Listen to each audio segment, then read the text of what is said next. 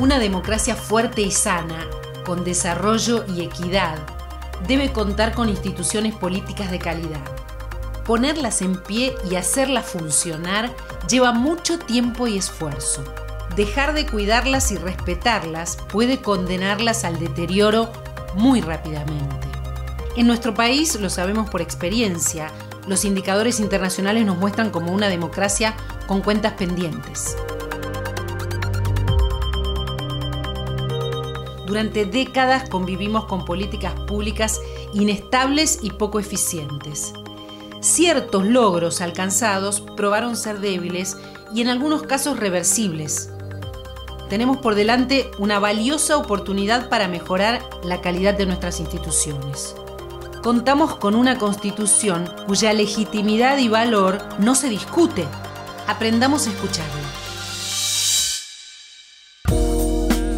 Dice que nuestros gobiernos se asientan en 3 pilares: la representación, la república y el federalismo. La representación para que la voluntad de los ciudadanos, de todos ellos, predomine en las decisiones de gobierno y en las leyes. La república para que haya equilibrio de poderes y, sobre todo, una justicia independiente y eficaz. Y el federalismo para que se respeten las autonomías de las provincias. Estos 3 pilares son 3 grandes acuerdos que nos unen y al mismo tiempo 3 mandatos fundamentales que aún debemos cumplir. Un sistema presidencialista como el nuestro cuenta con una doble representación. Votamos en forma directa al presidente y también a los diputados y senadores nacionales. Pero esto tiene sus riesgos. A veces el presidente tiene una mayoría muy disciplinada de legisladores que no lo controlan. O el presidente es de un partido y la mayoría legislativa de otro. O no hay ninguna mayoría por la fragmentación y se producen bloqueos y problemas de gobernabilidad. Para evitar semejantes inconvenientes, hay que asegurar el respeto por el equilibrio de poderes y que los partidos cooperen entre sí para dictar las mejores leyes posibles. ¿Cómo lograr que la representación ciudadana sea a la vez fiel, equilibrada y productiva? ¿Cómo facilitar la colaboración entre los partidos para que se voten las leyes más eficaces y duraderas? ¿Cómo propiciar un efectivo control del Ejecutivo por parte del Legislativo? Algunas democracias latinoamericanas avanzaron firmemente en este camino y ofrecen experiencias valiosas. A la democracia la hacemos entre todos, con nuestras diferencias y buscando acuerdos. Democracia y desarrollo. En todo lo que pensemos puede haber una coincidencia.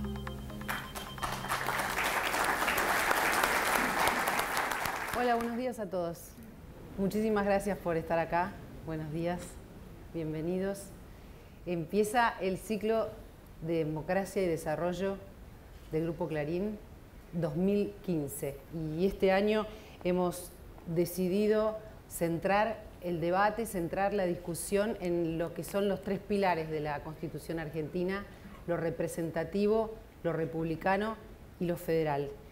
Van a ser 3 debates a lo largo del año. Los 3 principios básicos de la Constitución son los que están en debate y en discusión. Y le vamos a pedir al gerente de comunicaciones externas del Grupo Clarín, a Martín Echevers, que se acerque a decirnos unas palabras antes de empezar.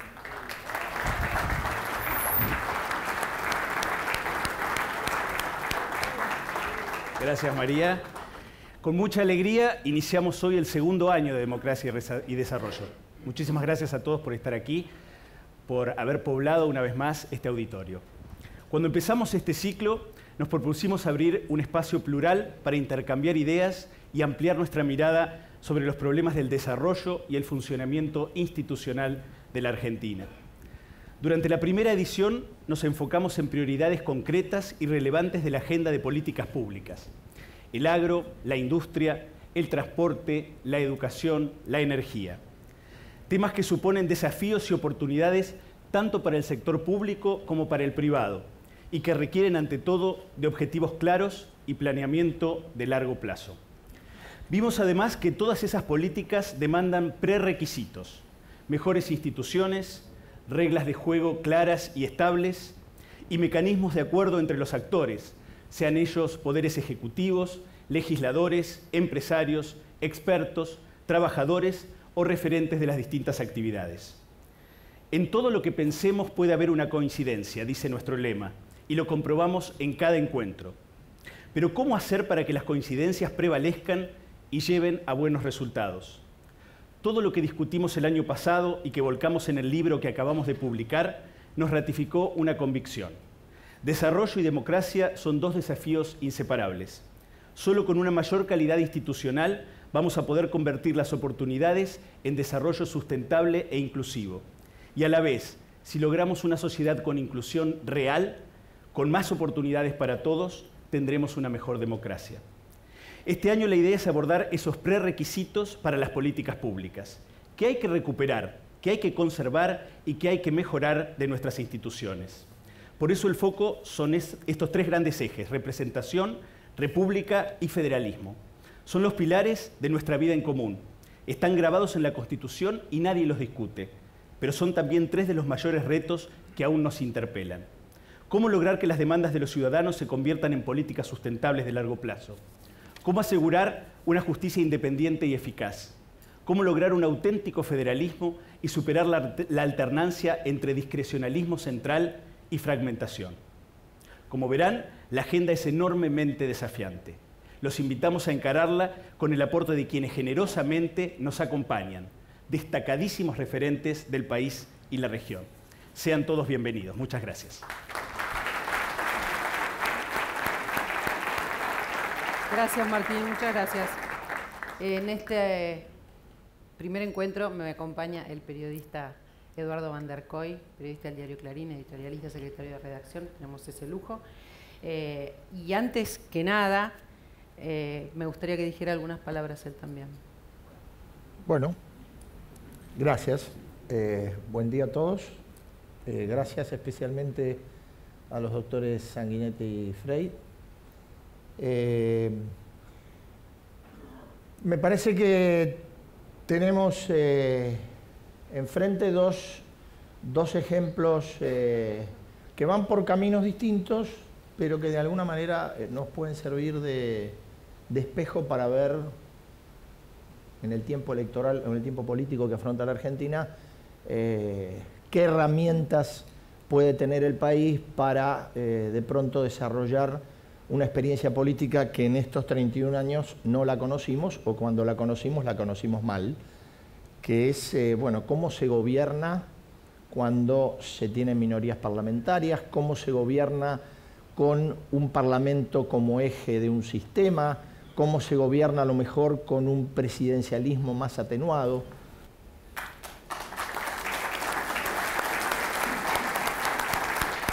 Vamos a presentar a nuestra primera mesa de debate estos dos presidentes que están aquí con nosotros.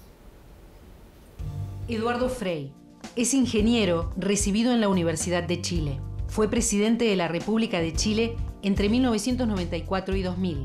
Ocupó una banca de senador en 1990, 1994 y 2000-2014, en representación de la democracia cristiana.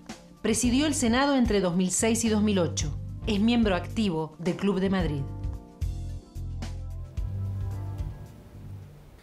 Ante los problemas que enfrenta Latinoamérica, no podemos perder la proporción. No podemos pasar de la euforia de algunos años a la depresión de hoy día. Tenemos que tener presente los inmensos logros de América Latina en las últimas décadas en el campo democrático y también en el ámbito económico. No olvidemos tampoco que aunque el mundo ha atravesado por severas crisis financieras, América Latina ha crecido y ha ampliado su comercio e inversión, en gran parte por su intercambio complementario con China y el APEC. Para Chile ha sido fundamental.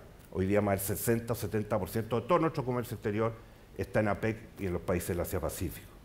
Ello en un ambiente global económico que tiene como distintivo su volatilidad y su incertidumbre.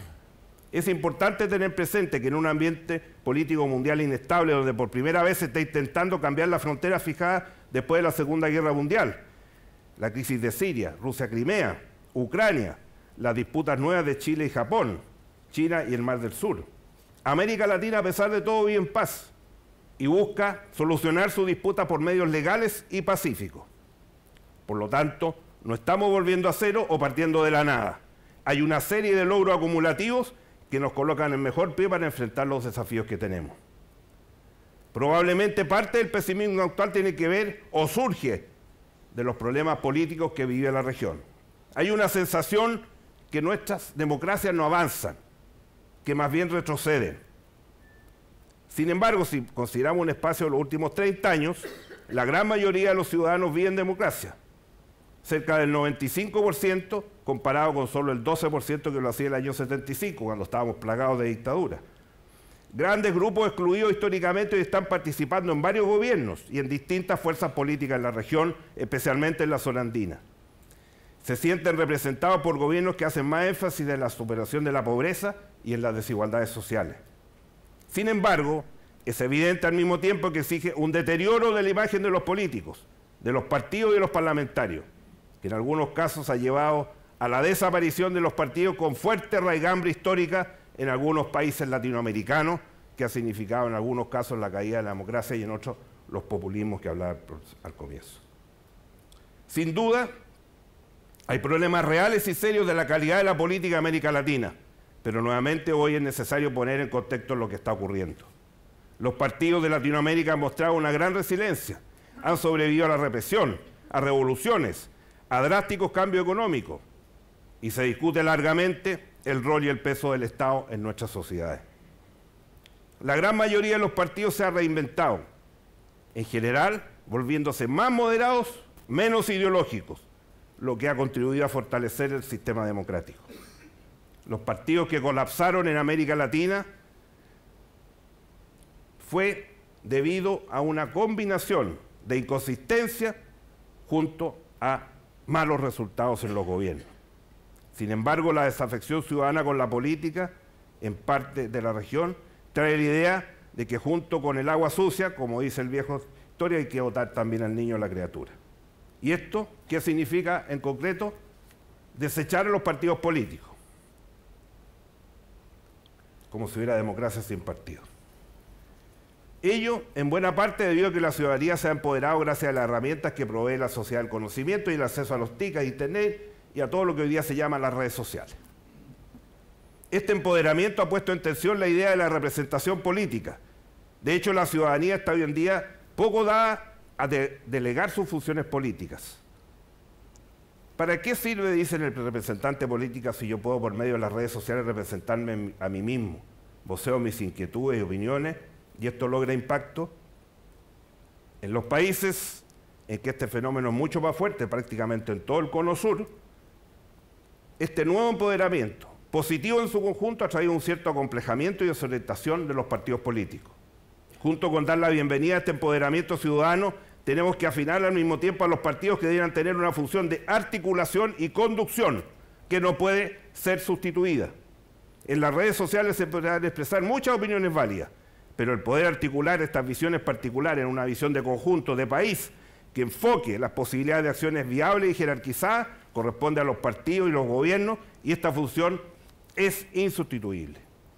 Las redes sociales pueden expresar un malestar profundo en una sociedad, coordinar acciones que en ciertos casos pueden ser decisivas, como lo vimos recién en la Revolución Árabe, pero una acción sostenida en el tiempo y la capacidad de coordinar un grupo humano en pos de objetivos y preservar en ellos, en medio de las dificultades, ellos siempre a corresponder a las grandes corrientes de opinión que representan los partidos en la democracia. Los partidos tendrán que buscar el acomodo frente a este necesario empoderamiento, que no pueden vivir acondicionados por los climas de opinión que circulan por las redes, abdicando a una irreemplazable tarea de conducción y articulación del conjunto democrático. Esas son algunas de las cosas que quería compartir con ustedes, lógicamente que son muchas otras, pero en el marco del tiempo que nos han asignado. Lo único que quiero señalar, que hoy día, después de estar casi 30 o 40 años después que dejé mi trabajo profesional en la política, de haber acompañado a mi padre en sus gobiernos, sigo convencido, primero, del rol de la democracia y los partidos para construir país, políticas de Estado. Segundo, si no hacemos integración en América Latina no tenemos nada que hacer. Y tercero, cortar de raíz la corrupción, que es el más endémico de los problemas que hoy día tenemos en nuestro país.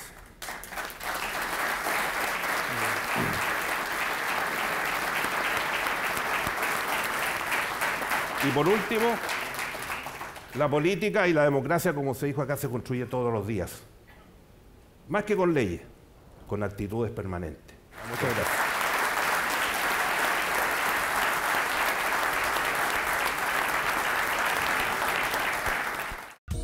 Julio María Sanguinetti es abogado y escritor. Fue presidente de la República Oriental del Uruguay en 2 periodos, 1985-1990 y 1995-2000. Fue 3 veces diputado, 2 veces ministro y senador.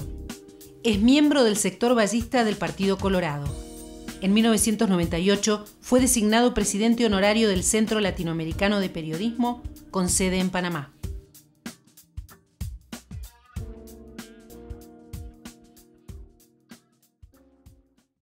Saludo en Mañeto y Aranda a todo el Grupo Clarín, porque creo que, y lo destaco como ciudadano y como periodista, porque la resistencia de Clarín junto a la Nación ha sido uno de los valores ejemplares del sostenimiento de la democracia en la Argentina. Y eso lo tenemos que señalar.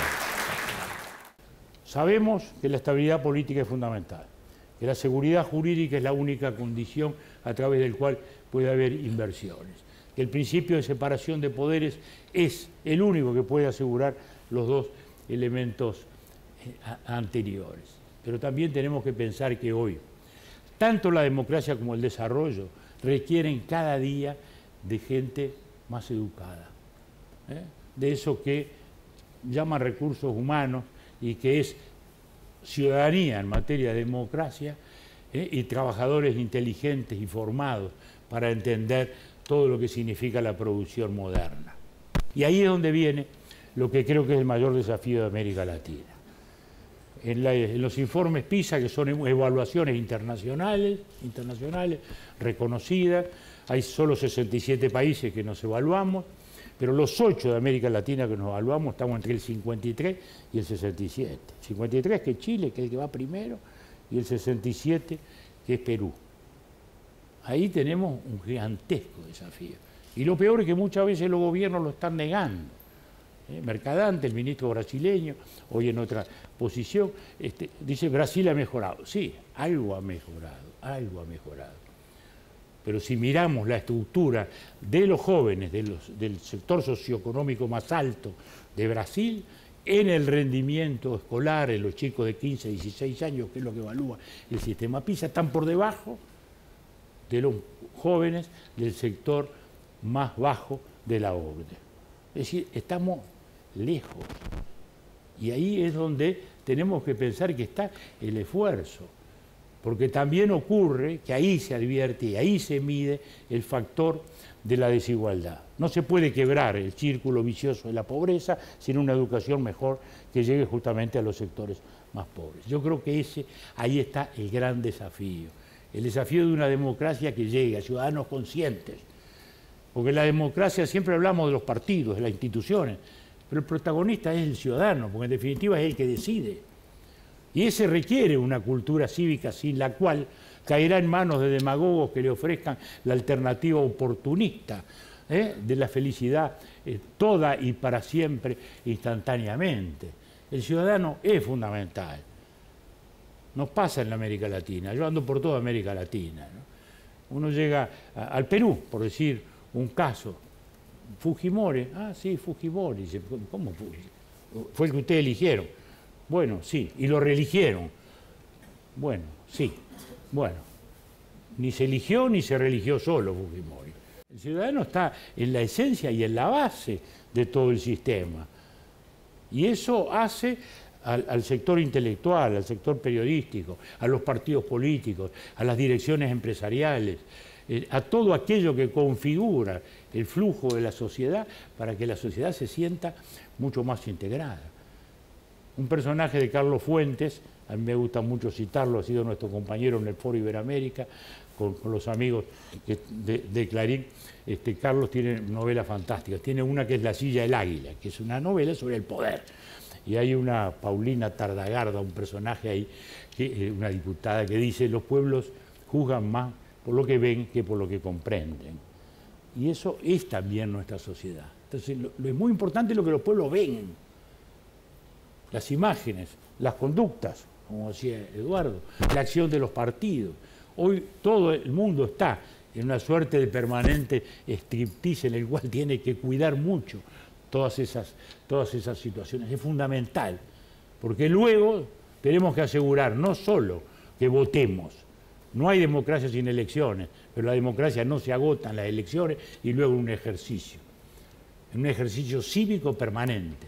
No se trata de que tengamos un gobierno de origen legítimo y luego pierda esa legitimidad en el ejercicio. Porque en América Latina, desgraciadamente, en muchos lugares, y acá termino con el siempre maestro Montesquieu, no hay peor tiranía que aquella que se ejerce bajo la sombra de las leyes. Muchas gracias.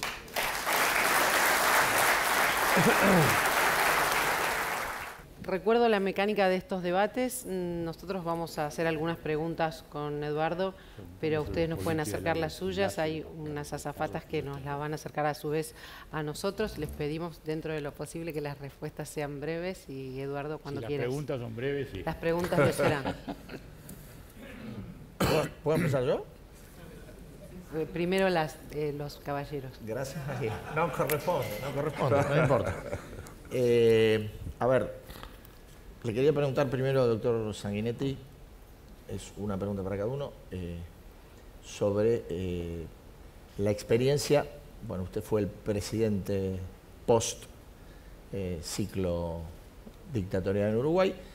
Las posibilidades de políticas de largo plazo y de acuerdos que hubo en Uruguay después de un ciclo tan traumático.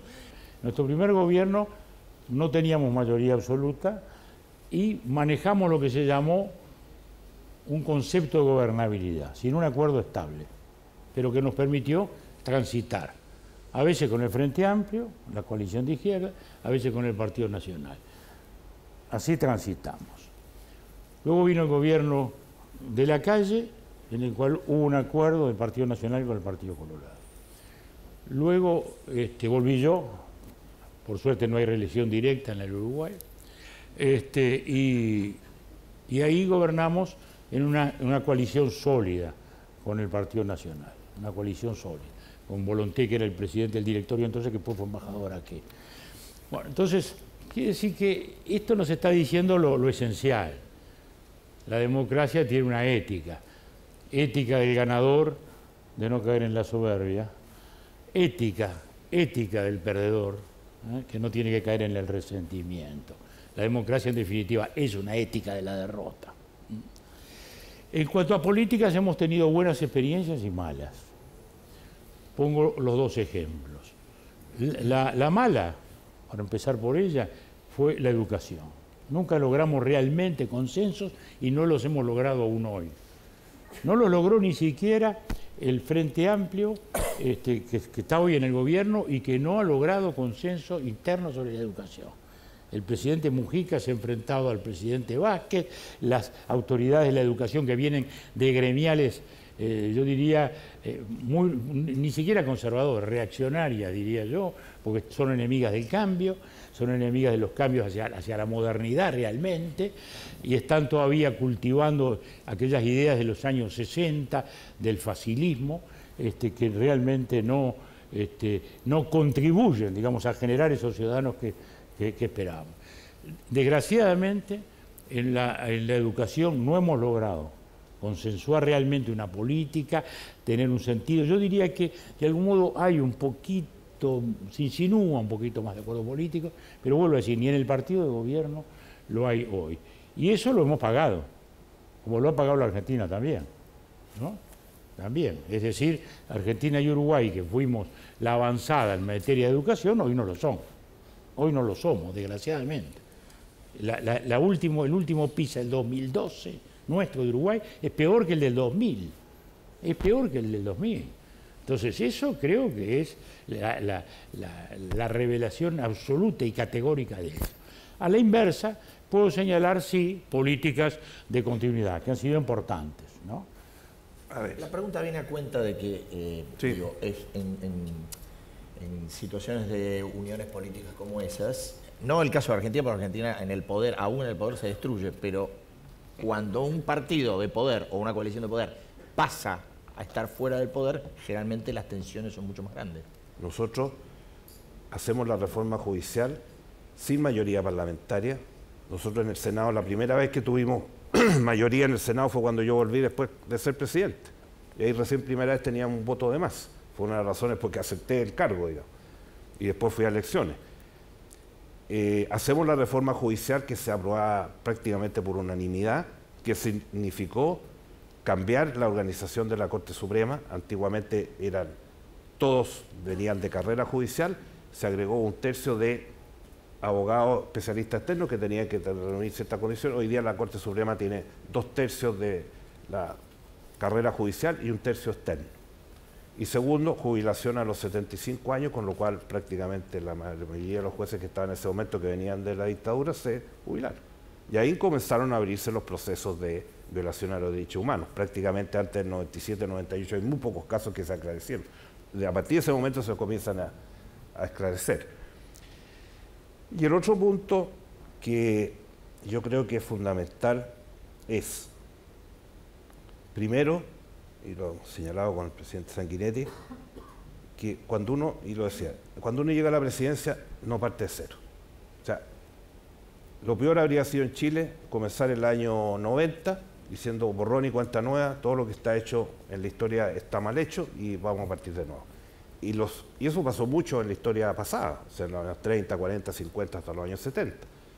Y además, continuidad, porque una reforma judicial como la que hicimos, desde que partimos con los proyectos de ley hasta que estuvo instaurada en todo el país, se demoró 8 años.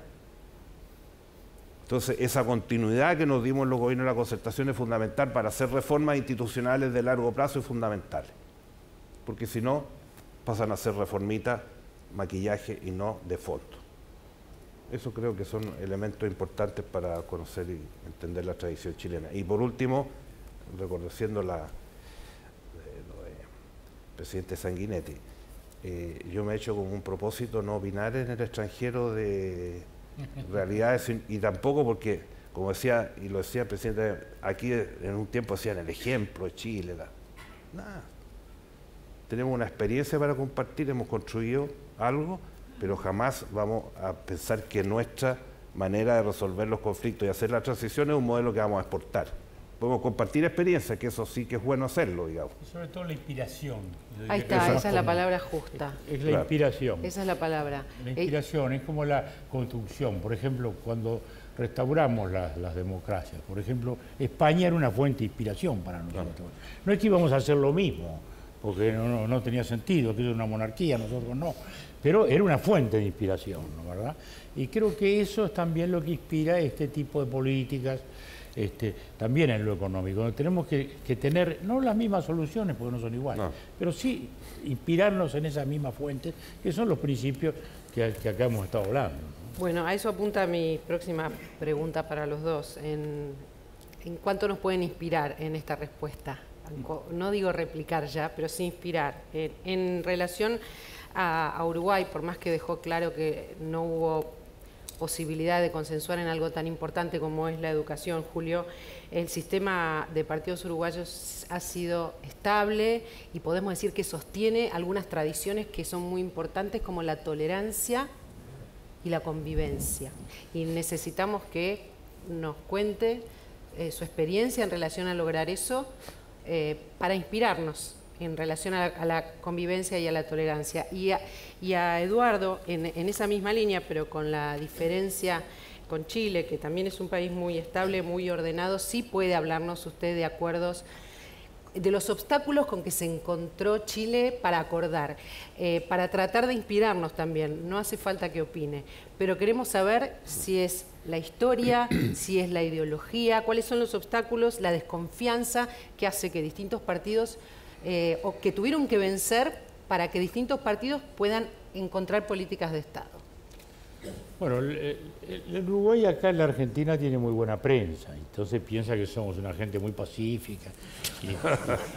Lo son. Y muy civilizada. No es tanto así. Fíjate que si pensás el siglo XIX y el principio del siglo XX, bueno, la Argentina tuvo mucha más paz que nosotros. Nosotros tuvimos la última guerra en 1904, tuvimos una guerra, ¿no? Yo tuve mis 2 abuelos, uno de cada lado, ¿no? Imagínense.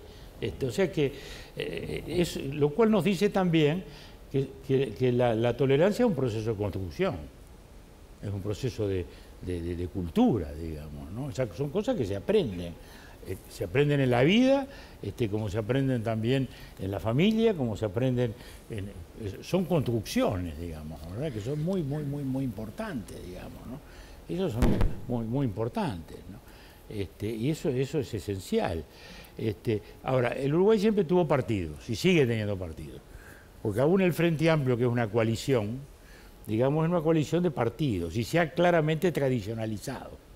Es decir, el Frente, que decía no, hay que cambiar todos los hábitos políticos de los partidos tradicionales, hoy es claramente un partido tradicional.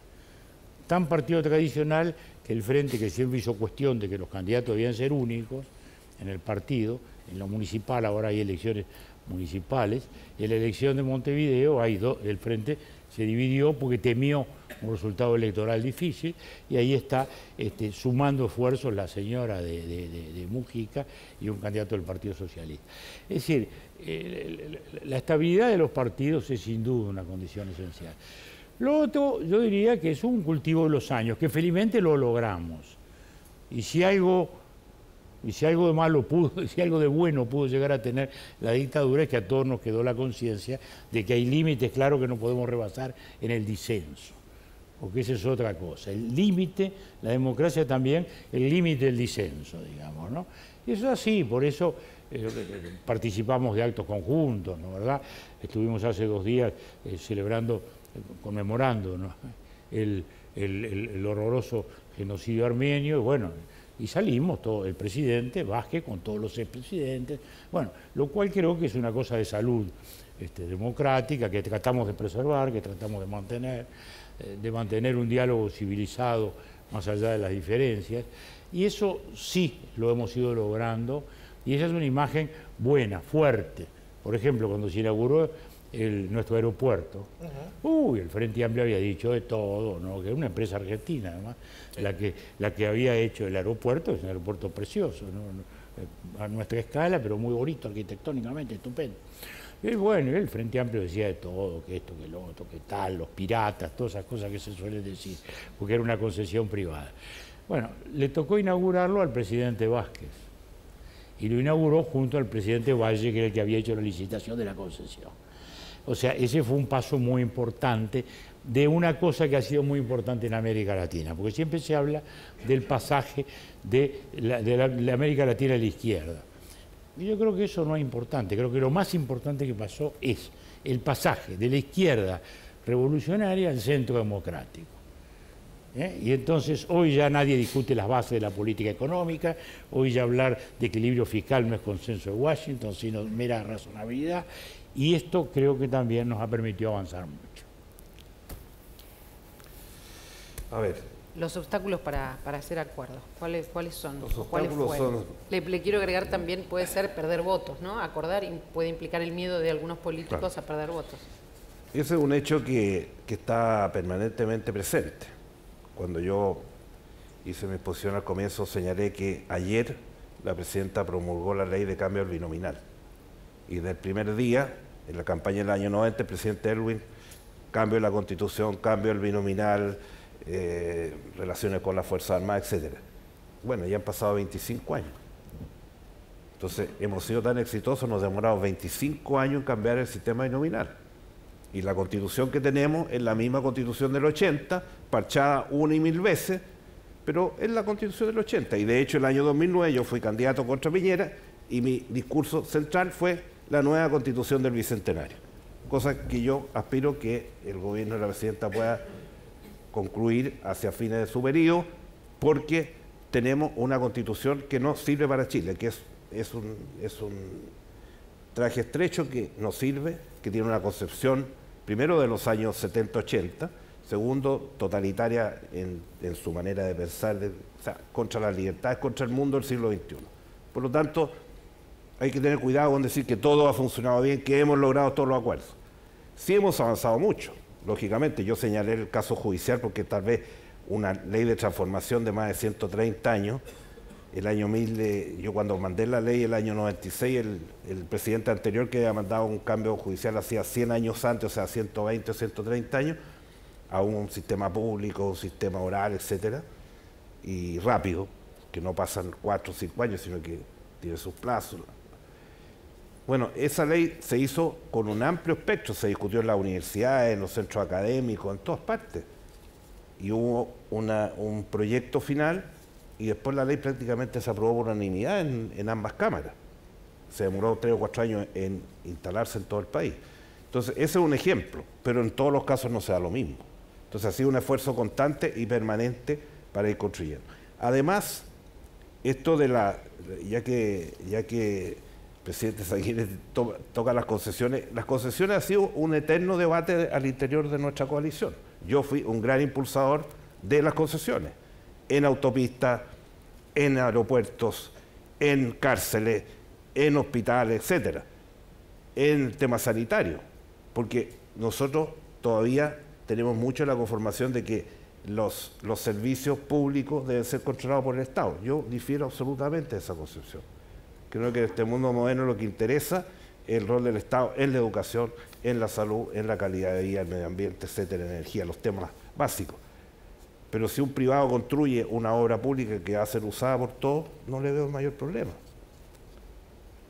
En Chile dicen no a los hospitales porque van a manejar. No, si no los van a manejar, van a construir el edificio y van a mantener el edificio.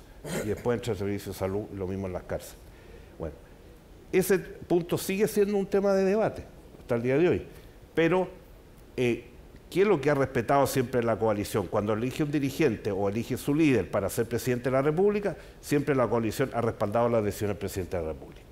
Y eso es muy importante. Tiene que haber un conductor y un líder que maneje y que tome las decisiones. Porque cuando uno está en el gobierno tiene que tomar decisiones, no está ahí sentado para tratar de conversar, dialogar, correcto. Pero en algún momento hay que tomar decisiones porque si no el país se paraliza. Yo tengo el orgullo, digamos, y la alegría de que la presidenta me nombró embajador en el Asia-Pacífico, porque en mi gobierno iniciamos y he estado permanentemente viajando y mirando las realidades. Yo creo que nosotros, de a uno, salvo Brasil por su volumen, por su tamaño, el resto de los países es muy difícil. Yo siempre cuento la anécdota que cuando me senté con Jiang Zemin para negociar el tratado de libre comercio con China, y todos los chilenos decían, póngale condiciones, entonces uno se sienta frente al presidente de 1.300 millones, la segunda economía del mundo, y uno va a llegar a poner condiciones, si no, no le firme el tratado. Hay que ubicarse un poquito. Es muy distinto que uno vaya acompañado de varios países latinoamericanos que hacen un frente, que hacen una unidad, que hacen un contexto, que es muy distinto de ir uno por uno de 17 millones frente a un gigante de 1.300. Y al final, ¿por qué firmábamos el acuerdo? Porque la tesis era que China igual iba a llegar con sus productos, igual nos iba a invadir con todas sus inversiones y todas sus cosas, que es lo que está pasando hoy día en el mundo, en África, en todas partes.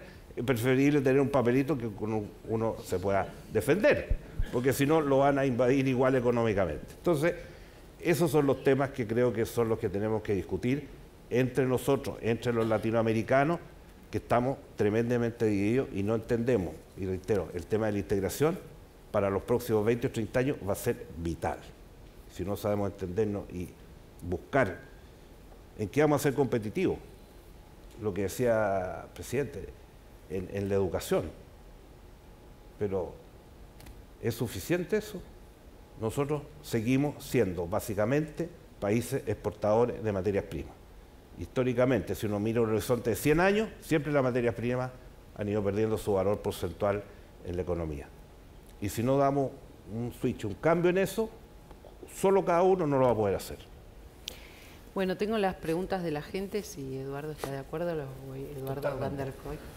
Hay algunas que se repiten, claro, a partir de la crítica abierta, explícita de Eduardo Frei hacia el populismo. Hay muchas preguntas sobre el populismo, hay muchas también sobre la política de Argentina. Creo ahí que lo hace Sanguinetti. podemos, Ya colmé la cuota. usted advirtió, Eduardo, del riesgo del populismo y la gente pregunta cuál es la tarea política a nivel continental para acotar el populismo o cómo ve Julio el futuro del populismo en la región, cómo se puede contrarrestar el populismo. Bueno, sobre populismo a los dos. ¿Me toca a mí? Bueno, como recién decíamos, la construcción democrática es básicamente una cultura cívica. No hay un elemento mágico en virtud del cual estemos vacunados, inmunizados del fenómeno populista. Creo que la cosa más diabólica es que el populismo normalmente es hijo de la prosperidad. Es decir, nace en un periodo de expansión. Luego cae y vive de la nostalgia de aquel tiempo glorioso, ¿no? Venezuela es paradigmático en eso, ¿no? Los populismos sí, no nacen nunca en momentos difíciles, donde no hay para repartir. Y eso es lo más diabólico que tienen, ¿no? Porque luego se alimentan históricamente de aquella nostalgia de aquellos años maravillosos que se vivieron. Entonces, eso es lo que nos está hablando es entonces de que es una construcción colectiva, difícil, pero posible. Y creo que la base es preservar los partidos. Es muy común, desgraciadamente desacreditamos mucho a los partidos como partidos. El dirigente político no tiene mucha prensa en ninguna parte. Basta ver House of Cards, ¿no? Para saber que en ningún lado la cosa es benévola con lo político, digamos, ¿no? ¿Verdad? Siempre es así. Pero como todo, me parece bien que haya un ejercicio crítico constante. Pero también esa prédica destructiva termina destruyendo todo. Venezuela fue, en los años justamente de la oleada dictatorial en toda América Latina, Venezuela era el gran ejemplo, con dos grandes partidos, digamos, ¿no? Con los copellanos y los adecos, los socialdemocráticos y los demócratas cristianos. Luego esos partidos declinaron y no fue Chávez el responsable, Chávez fue la consecuencia, porque ya el presidente Caldera llegó a la presidencia sin su partido, al revés, expulsado de su partido, de la democracia cristiana, un partido nuevo, de la que había sido fundador, y tuvo que inventar un partido nuevo, y salió el presidente. Ya ahí se había resquebrajado el sistema de partidos. Y en ese resquebrajamiento terminamos luego con el compañero Chávez y todas las consecuencias que estamos todavía sufriendo. Eso nos está diciendo de que, esa es una construcción difícil, que tienen que hacer los ciudadanos, que tienen que hacer los dirigentes, que tienen que hacer el político peleando, digamos, ¿no? El gallinero, eso es una cosa que nos desprestigia, porque la gente a veces imagina que también los políticos, que somos por definición la diversidad, tenemos que estar de acuerdo en todo, y eso es una utopía. A veces discuto con amigos empresarios, ¿no? Que piensan que puede haber políticas de Estado para todo. No puede haber. No, puede haber sí para ciertas cosas concretas, pero luego, bueno, representamos sensibilidades distintas, ideas distintas sobre una cosa, sobre la otra, ¿no? Pero el gran tema es que no se puede dejar de militar en el tema, de marcar, de señalar, de cuidar esas instituciones, de predicar todo el tiempo. Bueno, entonces ustedes me dirán, bueno, ¿qué remedio me está diciendo? Bueno, le estoy diciendo que nunca crea en nadie que diga que tiene la solución. Eduardo. A ver, primero coincidiendo absolutamente con mi amigo presidente. Yo también creo que hay otro enfoque que tiene que ver con el cambio generacional, que está muy fuerte hoy día. Hoy día, en todas las sociedades, dicen los viejos que se vayan, que llegue la gente joven. Y eso está muy ligado a los movimientos populistas también. Hoy día las campañas, hace 30, 20, incluso el año 90, cuando a mí me tocó participar, porque estamos hablando que en esa época no había celulares, nos da la impresión, y a la gente joven, yo lo veo con mi familia, con mis hijas, mis nietos, ellos han nacido en los fines de los 90 y ellos creen que el celular, el internet han existido siempre. Pero eso no existía. El año 90 no existía. Acabo de trabajar con la Biblioteca del Congreso para hacer el archivo de mi padre y después el archivo mío, y resulta que recién en el año 96-97 hay material incorporado a Internet que se puede hacer. El resto hay que digitalizarlo todo.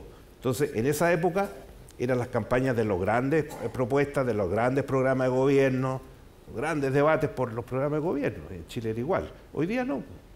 Hoy día lo más fácil es decir 3 o 4 cosas en la televisión y se acabó el tema. Y después cómo se cumple. Entonces, en eso es muy fundamental la tarea de los partidos de tener la capacidad de ir formando gente que fuera capaz de ir asumiendo las nuevas tareas. Porque esto no es solamente un problema de edad, es un problema de edad, pero también es un problema de rodaje, de conocimiento de las cosas, y en los partidos, junto con ser conductores, tienen que ser capaces de ir formando las nuevas generaciones y irlo incorporando en la tarea. Si no, pregúntenle a cuántos dirigentes, usted, igual que yo, leemos todos los diarios internacionales, el nuevo dirigente de Grecia. Lleva 100 días en el gobierno, tenía 60%, 70% y ahora está como en el 25%, porque está negociando todos los días con la Merkel, con este, con otro, y al final parece que no va a sacar ni la mitad de lo que había hecho en la campaña, que él se iba a salir del euro, que él no iba a negociar con nadie. Entonces, en menos de 100 días está en el suelo. Entonces, ahí hay un tema que la experiencia nos debe enseñar. Primero, lo que decía Julio, en América Latina, el gran fomentador del populismo ha sido la disolución de los partidos políticos. Y eso lo vemos prácticamente en toda América Latina. Por lo tanto, mantener los partidos, recrearlos, es una tarea fundamental. Difícil, lógico, porque los políticos hoy día son despreciados. Los políticos son despreciados en todas partes del mundo. Y eso es lo peor. Y ese esfuerzo hay que hacerlo todos los días. Y sobre todo, ir formando las nuevas generaciones que hoy día difícilmente uno ve que tienen procesos o tienen instancias para ser formados. Como pasa en los países europeos u otros que tienen grandes escuelas de formación de funcionarios públicos, de dirigentes. Aquí en América Latina no hay. Los institutos que funcionan, algunos, otros no funcionan. Cómo se financian, la gran discusión que hay en Chile hoy día también. Porque estas cosas también hay que financiarlas. Y si no la financia el Estado, ¿quién la financia? El sector privado. Entonces, conflicto de interés. Entonces, estamos en una disyuntiva compleja. Tú que hablas del cambio generacional, me está veniendo a la mente una cosa del Uruguay, ¿no? Yo fui presidente a los 49 y la segunda vez a los 59. La calle fue a los 49. Y se hablaba mucho de la renovación generacional. Entonces vino el presidente Valle y fue el más viejo de la historia. Luego vino Mujica y le ganó. Fue a su vez el más viejo de la historia. Y ahora ganó el doctor Vázquez, que va a terminar de 80 y va a ser el más viejo de la historia. Claro.